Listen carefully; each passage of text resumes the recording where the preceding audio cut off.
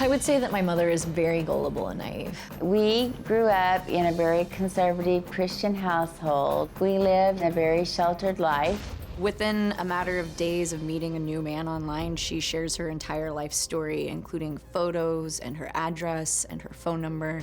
I've told my mom at least 100 times that she's not only putting herself in danger, but her family. I'm afraid something bad will happen to her. I feel like I am the mother, and she acts like a teenager who knows nothing about the world and the way it works, but yet she thinks she knows it all. Lois' sister LouAnn and her daughter Candice say they are 100% convinced that Lois is being scammed by various men she meets online. Now, Candice says even though she has proven some of the men as fakes, her mother just says, well, I don't believe it, and continues to communicate with them. It's something called confirmation bias. When you're in confirmation bias, you're only seeking out information that supports one's belief while ignoring evidence that contradicts. And in fact, when you get contradictory information, it just deepens your belief even more. They just hunker down and hang on even tighter because they're under attack.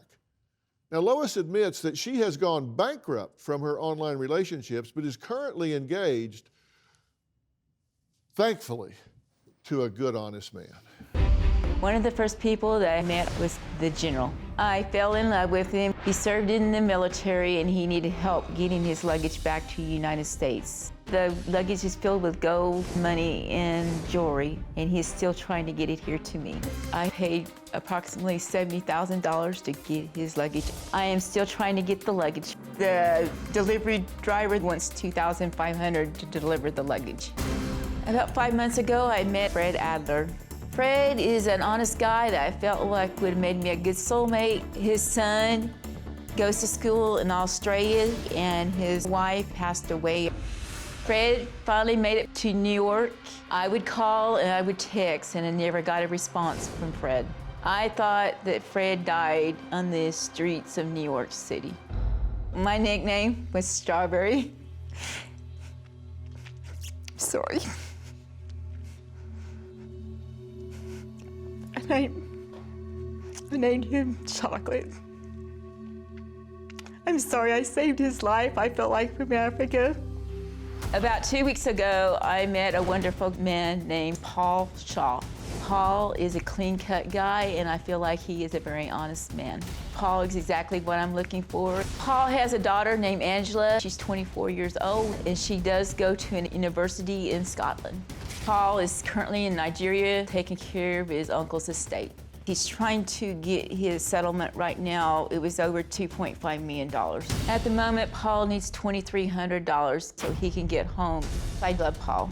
Paul and I are engaged, and as soon as he gets back, we're planning on getting married and buying a house together. When it comes to my fiancé, Paul, I feel like I'm not being scammed by him. He has been honestly truthful to me.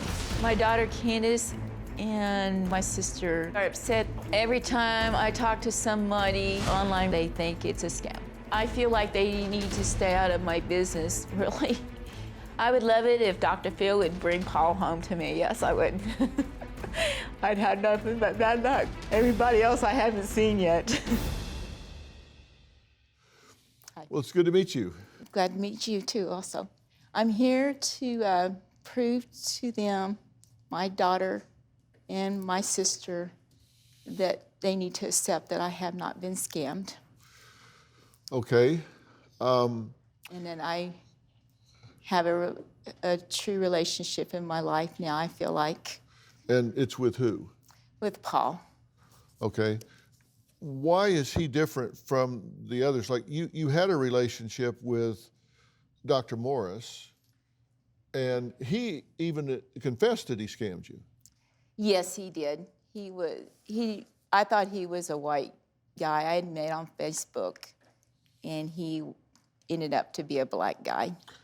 And Okay, he admitted it to me. But he told you he did, right? Yes, he did.